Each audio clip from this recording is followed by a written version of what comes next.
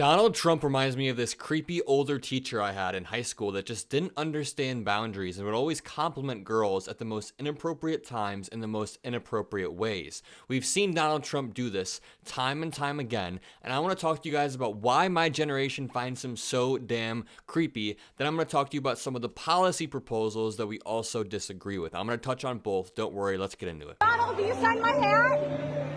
Oh my goodness. Wow. Thank you, Don. I love you. Nice event. It's the best. I love you, Don. Thank you, Don. I love you. He is just that textbook guy that we've all known throughout our lives that is way too touchy-feely with women. And the fact that anybody with a wife or a daughter that they love and respect could still vote for him, especially after the comments that leaked in 2015, 2016 about him saying you can grab women by the you-know-what, is just disgusting to me. We all know about the comments he's made about Ivanka, so I'm going to play a few, and then I'm going to play an interaction with the Trump supporter I had. I don't think Ivanka would do that inside the magazine, although she does have a very nice figure. I've said that if Ivanka weren't my daughter, perhaps I'd be dating her. You know? Stop it.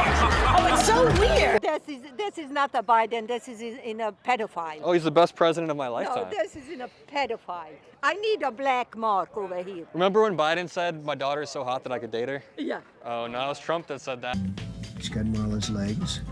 We don't know whether or not she's got this part yet, but time will tell. There is a fine line between calling your daughter beautiful or pretty or saying she looks like her mother, between repeatedly calling her hot and saying she has sexy legs or whatever. Even in 1997, he asked the Miss Universe when Ivanka was 16 years old, "You think my daughter's hot, right? She's really hot." If that's how he talks about his own daughter, imagine how he talks about women that aren't his daughter that he's attracted to. And imagine the power dynamics at play in the 80s, 90s, 2000s, when he was rich and famous, had his own television show, owned all of these towers, and other women knew that. I'm sure he took advantage of that, and I'm sure he did do what he said in that tape when he was on the bus. And we don't even have to speculate. He was recently found civilly liable for sexually assaulting E. Jean Carroll, then went on to defame her repeatedly. Even after being $90 million in the hole, he kept defaming her. This is a guy who is impulsive and cannot help himself. And here is a perfect example of the type of people that his rhetoric appeals to. She'll set a good example for children in this country. Yeah. Spread the message in this community. Elegance. That's your wife. That's right. You've seen her, yeah. Simple elegance. Thank you.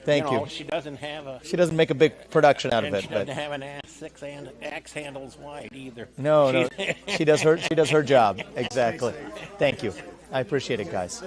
Of course, Vivek just rolled over and laughed off that disrespectful joke about his wife because he is terrified of alienating any of the MAGA fan base. Something else that really bothers me about Donald Trump is this constant idea that he pushes that he is an outsider. This might have worked in 2015, 2016 when he was going to drain the swamp and he ran as an anti-establishment political outsider, but now he has become the swamp. He took office. He took the position, the most powerful position in the country, for 4 years, and countless people in his cabinet got charged, got arrested, got subsequently pardoned by Donald Trump. In the process of trying to drain the swamp, all Trump did was create a deeper swamp of his own. I mean, take a look at this chandelier in Mar-a-Lago. His shtick of being just like the common man or being just like us is total bullshit, and we know it. This is a man who flies around the country on a private jet, who is a billionaire, who mingles with other celebrities and powerful people. He is not just like us, and he only cares about himself. And I think my generation and everybody else in America is beginning to wake up. I'm going to steal Mike Pence's wording here,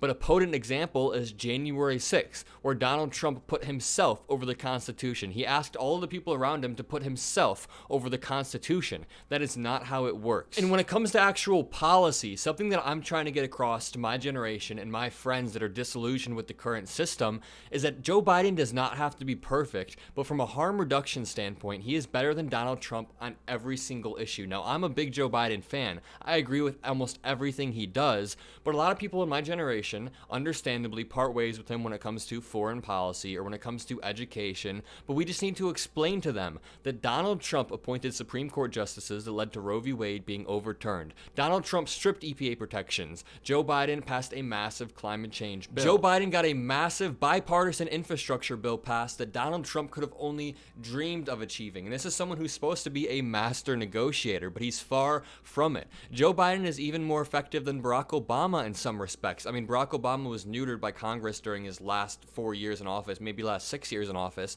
Joe Biden, even despite that, is still able to pass stuff. Republicans like Jared Kushner can't stop talking about how Gaza would be beautiful beachfront property, whereas Joe Biden is actually trying to make a difference and build a port to provide humanitarian aid. Again, he doesn't have to be perfect, but he is far, far better than the guy who tried to disrupt our peaceful transfer of power, the guy who made up stuff about election fraud and called election officials across the country, called Brad Raffensperger and said, find votes. Way better than the guy who was hated by everybody who worked underneath him. Everybody who worked for Donald Trump, except for like Rudy Giuliani, is now saying this guy is an idiot. He's a kindergartner. He's got the foreign policy takes of a 6th grader. All he knows are these simplified versions, these simplified slogans. He can't even talk about Israel-Palestine. I mean, think about it. If you asked Donald Trump versus Joe Biden to explain the history behind Israel and Palestine and the war going on, I think that Joe Biden would give a way more complex, thorough answer. Donald Trump would not really know what to say. He would just be like, oh, I moved the embassy to Jerusalem.